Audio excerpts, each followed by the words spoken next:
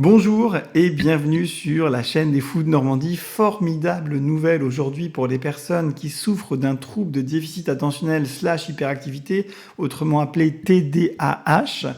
Vous savez, ce trouble fréquent, puisque c'est le deuxième trouble le plus fréquent en psychiatrie chez l'enfant, et le deuxième ou le troisième, ça dépend comment on compte, chez l'adulte, qui touche 5% des enfants, 2 à 5% des adultes. Donc un truc très fréquent, pas du tout rare. Ce trouble qui consiste à être plus impulsif, plus distractible, avoir un défaut d'inhibition, avoir du mal à s'empêcher de manière pathologique, parce que tout le monde est un peu distrait, impulsif, un peu avec un défaut d'inhibition, mais là c'est de manière vraiment pathologique et handicapante. Et bien ce trouble nécessite un traitement qui est recommandé en première intention dans la revue de la littérature scientifique dans le monde, c'est comme ça partout dans le monde, qui s'appelle le méthylphénidate. Bon. Le méthylphénidate, en France, jusque-là, était réservé à une première prescription hospitalière. C'est-à-dire qu'il fallait être un docteur à l'hôpital pour pouvoir prescrire ce médicament une fois par an, et ensuite, tous les 28 jours, c'était renouvelé, soit par le même docteur, soit par un autre docteur, n'importe lequel. Bon, c'était un peu, ça amenait à des situations un peu folles. C'est-à-dire que, par exemple, moi, je recevais des gens, pour un TDAH, il fallait mettre en place un traitement. Je leur disais, écoutez, il faut aller voir un docteur à l'hôpital. Ah bon, quel docteur ? Moi. Ah bon, mais pourquoi ? Parce que c'est comme ça, il n'y a pas de logique, j'aurais pu leur prescrire tout de suite, ça ne change rien, il fallait que je sois dans les locaux de l'hôpital, avec ma blouse de l'hôpital, avec mon ordonnancier de l'hôpital. Bref, c'était un truc complètement fou, évidemment, complètement administratif, complètement obsessionnel, vous connaissez, voilà. Et miracle, alors c'est quasiment un miracle, une administration devient raisonnable, et c'est pas la première fois, là, depuis quelques mois, que l'administration devient raisonnable sur cette histoire de TDAH. L'administration a reconnu et a donné une AMM, une autorisation de mise sur le marché, pour le méthylphénidate chez l'adulte. Bon, ça fait 20 ans qu'on sait qu'il faut faire ça. Qu'il faut que les adultes puissent aussi bénéficier du méthylphénidate. Mais jusqu'à encore une période très récente, si vous regardiez le Vidal, c'était interdit, c'était dangereux, on ne savait pas si ça allait marcher ou pas, c'était terrible. Ça fait 20 ans qu'on sait que c'est faux, bien sûr. Mais dans le Vidal, c'était marqué comme ça, donc c'était la règle. Et puis, du jour au lendemain, le Vidal a dit « Ah non, finalement, c'est vachement bien, c'est recommandé même dans les formes modérées. » C'est-à-dire même si vous n'avez pas une forme sévère, juste les formes modérées, le traitement est recommandé. Et donc, pourquoi le Vidal a changé d'un coup ? Parce que du jour au lendemain, l'État a dit « Bon, on va peut-être arrêter de faire n'importe quoi, on va regarder ce que dit la science. » Et puis la science, elle nous dit depuis très longtemps que c'est logique de prescrire ce traitement en première intention pour les personnes qui souffrent d'un TDAH, sauf contre-indication, bien sûr, etc. Mais du coup, on va donner la même, c'est-à-dire qu'on l'autorisait de 6 à 18, et à 18 et 1 jour, on disait que c'était dangereux. En fait, la science dit le contraire, donc on va dire, ouais, non, finalement, c'est autorisé jusqu'à 18 ans. Au-delà de 18 ans, pardon. Très bien, tant mieux. Maintenant, on attend dans quelques semaines le remboursement, en l'occurrence de la Ritaline, parce que parmi les choses qui restent encore un peu folles, il y a le fait qu'il n'y ait que la Ritaline. Parmi tous les méthylphénidates, vous savez, méthylphénidate, vous avez Ritaline, Concerta, Medikinet, Quasim, d'accord, et le méthylphénidate, et l'équivalent du Concerta en génériqué qui s'appelle méthylphénidate, d'accord. Et finalement, dans tout ce lot-là, c'est la même molécule, il n'y en a qu'un seul pour l'instant qui a l'AMM. Pourtant, c'est la même molécule. Donc ça serait logique de donner les mêmes à tout le monde. Oui, mais non, c'est pas le même laboratoire, il faut que le laboratoire fasse la demande, donc tant que le laboratoire n'a pas fait la demande, on n'autorise pas.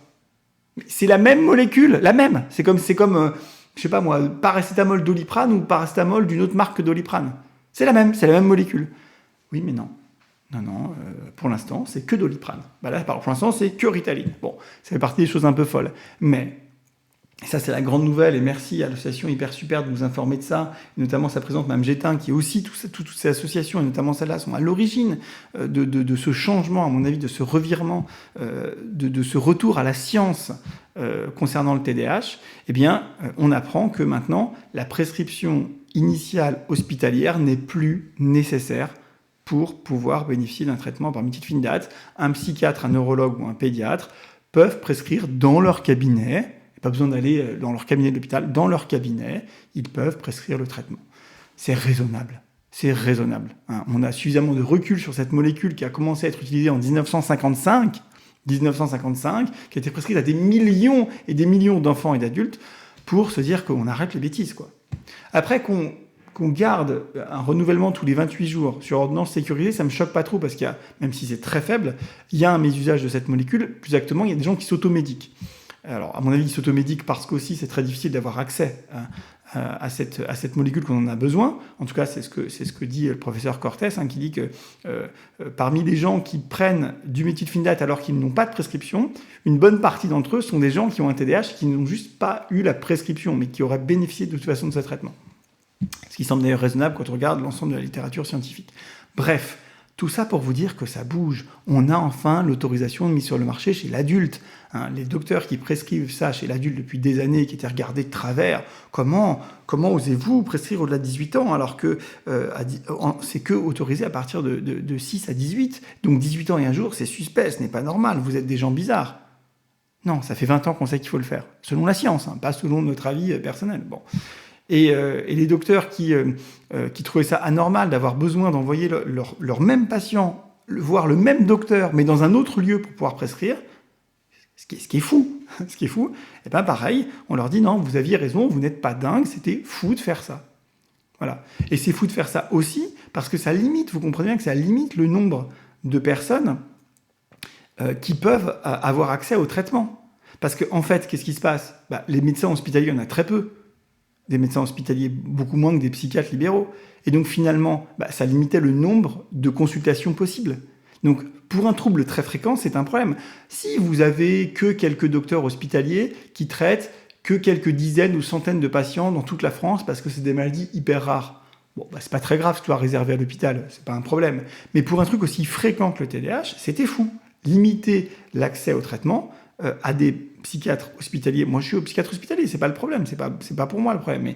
Mais c'est fou en fait, c'est un énorme problème, c'est inadapté, d'accord ? Donc l'administration, par un miracle incroyable, revient à la raison sur l'AMM chez l'adulte, c'est très bien, on l'a, sur la prescription initiale hospitalière qui n'est plus nécessaire, et c'est très bien. Donc maintenant, vous pouvez, si vous avez un TDAH, que vous avez besoin d'un traitement et que le docteur est d'accord avec ça, que vous avez parlé des bénéfices, des risques, etc., eh bien, vous pouvez aller chez un psychiatre, un neurologue ou un pédiatre pour avoir la prescription initiale. Et ensuite, tous les 28 jours, votre généraliste peut renouveler s'il est d'accord, si tout va bien, etc. Donc voilà, vraiment, c'est formidable. Franchement, ça évolue très très bien. Encore une fois, il y a encore plein de choses un peu folles, mais petit à petit, les choses folles disparaissent et c'est vraiment une très bonne nouvelle. Il faut remercier. Il faut être capable de dire merci aussi. Moi, je remercie ce gouvernement, ces administrations qui vont dans ce sens-là parce que c'est raisonnable. C'est un enjeu de santé publique qui, encore une fois, est majeur. On ne parle pas d'un truc de niche. Encore une fois, je vous le répète, ce n'est pas un truc rare. On n'est pas là en train de se réjouir que pour 3 personnes dans le monde, il y a eu une bonne nouvelle. C'est très bien quand ça arrive. 3 personnes dans le monde, c'est toujours ça de prix s'ils sont contents. Bien sûr, je ne vous dis pas que... Mais là, c'est 5% des enfants en France, c'est 2 à 5% des adultes. C'est pas un détail du tout. Du tout. Il y avait urgence à traiter ça. Le coût pour la société, pour l'humanité du TDAH non traité, il est majeur. Je vous rappelle que ce trouble, il augmente le risque de suicide, le risque d'addiction, le risque de toxicomanie d'ailleurs en général, le risque de dépression, le risque de troubles anxieux, le risque d'obésité, le risque de ne pas avoir d'emploi. Enfin bref, c'est un trouble qui est handicapant vraiment. Et il se trouve qu'on a un traitement dont tous les experts du monde considèrent que le rapport bénéfice-risque, sauf contre-indication très rare, eh bien, est en faveur du bénéfice. Voilà. Donc les choses deviennent raisonnables. C'est très bien. C'est vraiment très bien. Et il faut le dire, il faut s'en réjouir. Merci à toutes ces associations, notamment Hyper Super, TDAH Partout Pareil. Nous, les Fous de Normandie, on a mis notre toute petite pierre à l'édifice, je l'espère. Enfin, toutes ces personnes qui se battent tous les jours, tous ces docteurs aussi. On a des grands professeurs de médecine en France qui se battent pour ça.